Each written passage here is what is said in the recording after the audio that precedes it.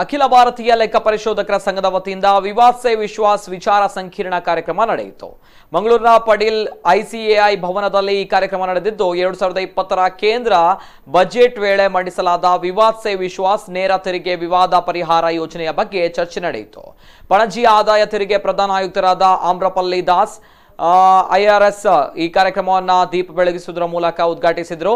ಇನ್ನು ವಿವಾದ್ ಸೆ ವಿಶ್ವಾಸ್ ಮಸೂದೆ 2020 ಇದರ ಕುರಿತು ಮಂಗಳೂರಿನ ಆದಾಯ ತೆರಿಗೆ ಆಯುಕ್ತ ನಿತನ್ ರಾಜ್ TN IRS ಮಾಹಿತಿ ನೀಡಿದರು.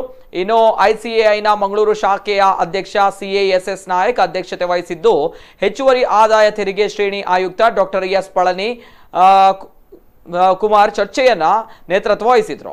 ಇನ್ನು ತೆರಿಗೆ ವಿವಾದಗಳನ್ನ ವಿಶ್ವಾಸದಿಂದ ಬಗೆಹರಿಸಿಕೊಳ್ಳುವ ವಿವಾದ್ ಸೆ ವಿಶ್ವಾಸ್ ಮಸೂದೆ ಸಂಸತ್ತಿನಲ್ಲಿ ಅಂಗೀಕೃತಗೊಂಡು ಈಗಾಗಲೇ ಲೋಕಸಭೆಯಲ್ಲಿ ಅಂಗೀಕೃತವಾಗಿದ್ದ, ಅದಕ್ಕೆ ರಾಜ್ಯಸಭೆಯಲ್ಲಿ ಒಪ್ಪಿಗೆ ಸಿಕ್ಕಿದೆ.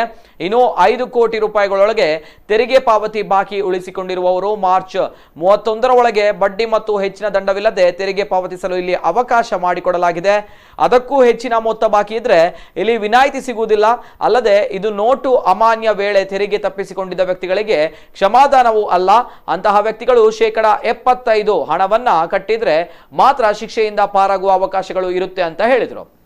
ಇನ್ನು CASS ನಾಯಕ್ ಮಾತನಾಡಿ, ಹಲವು ವರ್ಷಗಳವರೆಗೆ ಬಾಕಿ ಉಳಿದಿರುವ ವಿವಾದಗಳ ಪರಿಹಾರಕ್ಕಾಗಿ ಈ ಯೋಜನೆ ರೂಪಿಸಲಾಗಿದ್ದು, ಈ ಯೋಜನೆಯು ತೆರಿಗೆ ಪಾವತಿದಾರರಿಗೆ ಮತ್ತು ವೃತ್ತಿಪರರಿಗೆ ಮಹತ್ವದಾಗಿರುವುದರಿಂದ ಈ ವಿಚಾರ ಸಂಕೀರ್ಣ ಅರ್ಥಪೂರ್ಣವಾಗಿದೆ ಅಂತ ಹೇಳಿದರು. ಈ ಸಂದರ್ಭದಲ್ಲಿ AICAIನ ನಿಕಟಪೂರ್ವ ಅಧ್ಯಕ್ಷ CA ಅನಂತ Padmanabha, CA Gautam Nayak, CA Yashasvini K Amin ಉಪಸ್ಥಿತರಿದ್ದರು. 100 is for all those persons who come before 31st March itself, pay the tax. Please do so. You pay tax arrears. You need not pay a single rupee of interest. Penalty will be waived. No prosecution. It's a fantabulous scheme. And if you take department, all the good work done by department officials is undone by Ministry of Finance. Now, why? Towards prosecuting assessees, those who have been either the appeals are decided against them and penalties are levied. So prosecution will also play a large role for assessees to come into this scheme. The scheme, they do not precedence under the Income Tax Act. What about the other acts?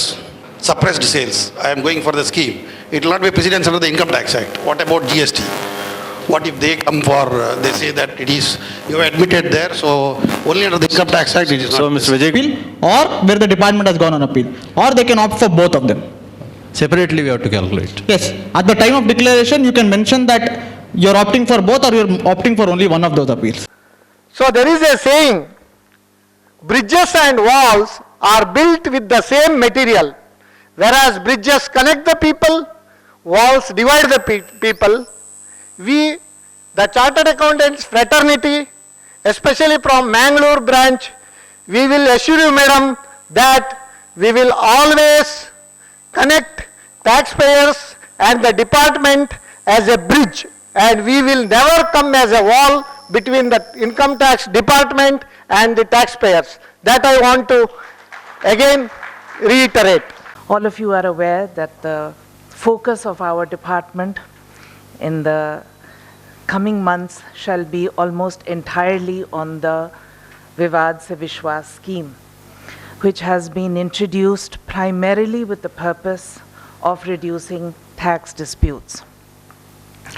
Litigation is the bane of tax administration.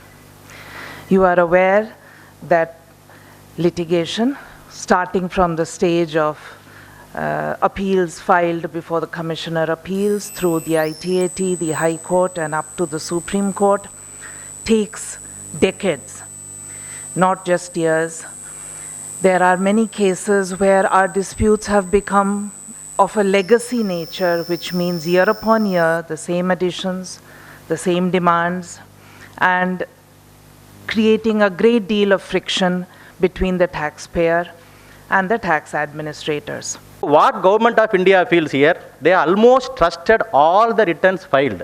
They have that much of trust and faith on the assessees who have filed return that we are summarily accepting and doing 143(1) processing in CPC with some prima facie adjustment. Of course, you know what is prima facie adjustment, what CPC does. You might have got the notice. So we are doing less than 1% of the cases only scrutiny we are doing.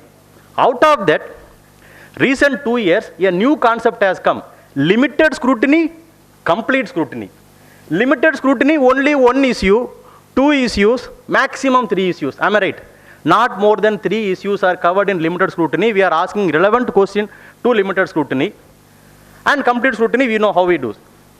And now how normally we react, whatever limited scrutiny or complete scrutiny, we always take adjournment from September to till next year.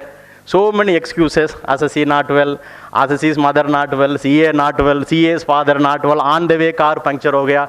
So like this, we will have hundreds of this one. Christmas has come. September, Dasara, we will not come out of house. Dasara vacation. Diwali festival, all are celebrating. So after all excuses, you reach December to our office.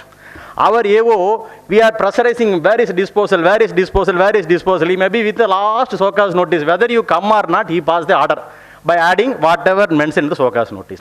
That leads to appeal. Am I right? This is how. So we are doing 0.6% to 0.7% scrutiny, limited complete scrutiny. Some assessees respond, some assessees not respond, and limited scrutiny after complete scrutiny, we make some additions. So these cases are only now appeal, and for those appeal cases, today that meeting. So see the number volume involved. So those appeal are the target today.